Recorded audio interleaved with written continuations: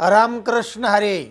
सज्जन हो, आज आपणापुढे अभंग विवरण अशा अर्थाचा विषय मांडणार आहे. देव आणि तुकाराम महाराज यांचा हा संवाद आहे. अभंगामध्ये तुकाराम महाराजांची भक्ती पाहून देव तुकाराम महाराजांना प्रसन्न झाले. माग काय पाहिजे ते माग, मी प्रसन्न आहे.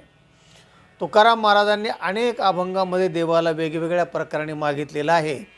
त्यातला हा एक अभंग आहे. तुकाराम महाराज म्हणतात, देवा मला द्यायचंच ना, मनसी का हे मागा तरी हेच देगा पांडुरंगा. पांडुरंगा, तू म्हणतोस ना माग, काही माग, काही माग, तर काही मागतो आणि काही मला नकोच आहे. न लगे मुक्ती आणि संपदा, संत संग देई सदा. हे नको आणि हे पाहिजे. अनेक अभंगामध्ये तू माग माग मागितलेच आहेस.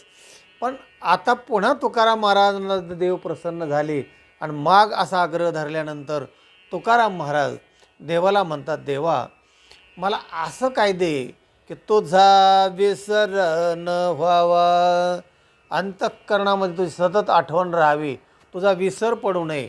आता या मागण्यामध्ये काय वैशिष्ट्य आहे, काय रहस्य आहे? तर ते रहस्य असं आहे की दुःख जे होत असतं ना, ते मनाला होत असतं आणि कष्ट होतात ते शरीराला होत असतात.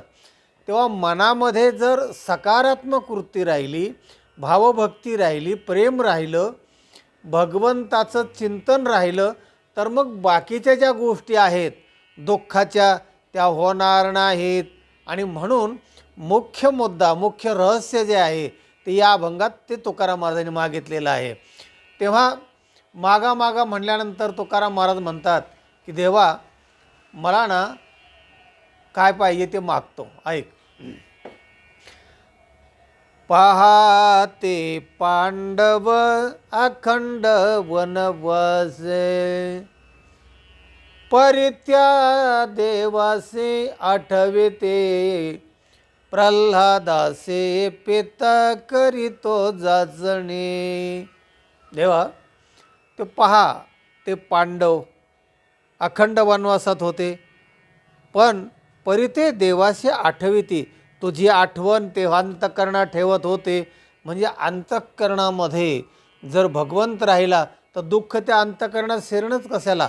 अंतःकरण म्हणजे मन, बुद्धी, चित्त आणि अहंकार. यापैकी मन हे प्रथम आहे. तेव्हा मनात जर देव राहिला, जाग्रते स्वप्नी पांडुरंग, पांडुरंग ध्यानी पांडुरंग मणी, जागृती स्वप्नी पांडुरंग, असं जर राहिलं तर दुःख कशाला होईल, होणारच नाही आहे. आणि म्हणून महाराज म्हणतात, पहा ते पांडव वनवासात होते, पण तुमची आठवण देवा, तुझी आठवण अखंड ते मनात ठेवत होते, म्हणून त्यांना दुःख शिवलं नाही. परिते देवासे आठविते. दुसऱ्या चरणामध्ये महाराज म्हणतात, प्रल्हादासे पिता करीतो जाचणी, परितो स्मरे म्हणे नारायण, परितो स्मरे म्हणे नारायण. प्रल्हादाला किती छळ हिरण्यकश्यपूने, नाही त्याचा छळ केला, पण त्याचं सुख कमी झालं नाही. का? तर तो हृदयामध्ये त्याच्या होता. अखंड तुझं नाम तो घेत होता, स्मरण करत होता. परितो स्मरे म्हणे नारायण. आणि तिसऱ्या चरणामध्ये महाराज भगवान तुकाराम महाराज म्हणतात की पाहतो तिसरं उदाहरण, सुदामा ब्राह्मण दरिद्रे पिढीला. सुदामा ब्राह्मण किती दरिद्री होता, नाही विसरला पांडुरंगा. पांडुरंगाला तो विसरला नाही. आता सुदामा ब्राह्मण आणि भगवान गोपालकृष्ण हे वर्गमित्र होते शांदीपनीच्या आश्रमामध्ये. मग इथे तुकाराम महाराज म्हणतात, नाही विसरला पांडुरंगा. तर याचा अर्थ असा, जेने गीता उपदेशिली तीही विटेवरी माऊली. पांडुरंग म्हणजे भगवान गोपालकृष्णाचं स्वरूप आहे, अवतार आहे. सुदामा ब्राह्मण दरिद्रे पिढीला, नाही विसरला पांडुरंगा. पांडुरंगाला तो विसरला नाही. आणि शेवटच्या चरणामध्ये तुकाराम महाराज म्हणतात, तुका म्हणे तुझा न पडावा विसर, दुःखाचे डोंगर झाले तरी, देवा तुझा विसर मला होऊ नये. मग पांडुरंग म्हणाला, मग दुःखाचे डोंगर झाले तर, दुःख जर आलं तर दुःखाचे डोंगर होऊ द्या ना, पण तो हृदयात असल्यानंतर दुःख शिरेलच कसं आतमध्ये, त्याला जागाच नाही ना. तेव्हा दुःखाचे डोंगर झाले तरी हरकत नाही, पण तुझा विसर न व्हावा. असाच एक महाभारतातला प्रसंग आहे. महाभारत झालं, कौरव सगळे मारल्या गेले.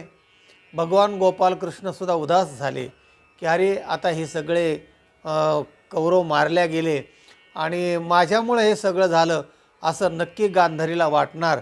आणि गांधारी महापतिव्रता होती आणि भगवंतावर तिची श्रद्धा होती. तेव्हा भगवान गोपालकृष्ण होऊन गांधारीला भेटायला गेले. म्हणाले, क्षमस्व माताजी, की तुमचं आईचं हृदय असल्यामुळे तुमचे मुलं सगळे मारल्या गेले आणि ते मी त्याला कारण आहे असं सहज सगळ्याला माहिती, तसं तुम्हाला पण वाटत असेल, पण मला क्षमा करा. तेव्हा गांधारी म्हणाले, देवा माझे मुलं जे मारल्या गेले ना ते तू नाही मारले, तुझ्यामुळे नाही, ते त्यांच्या कर्माने मारल्या गेले. तेव्हा मी तुला अजिबात दोष देत नाही. केवढा हा, तरी पण म्हणले काहीतरी माग की ज्याच्यामुळे तुला सुख होईल. म्हणाले, मला द्यायचंच असेल ना तर दुःखम देही भगवन, मला दुःख दे. तसं तुकाराम महाराज म्हणतात, दुःखाचे डोंगर झाले तरी. तेव्हा दुःख असलं की मनुष्य देवाचं स्मरण करत असतो, एक भाग. आणि जर देवच जर हृदयात राहिला तर दुःख येईलच कसं, आत शिरेलच कसं, हा दुसरा महत्त्वाचा भाग.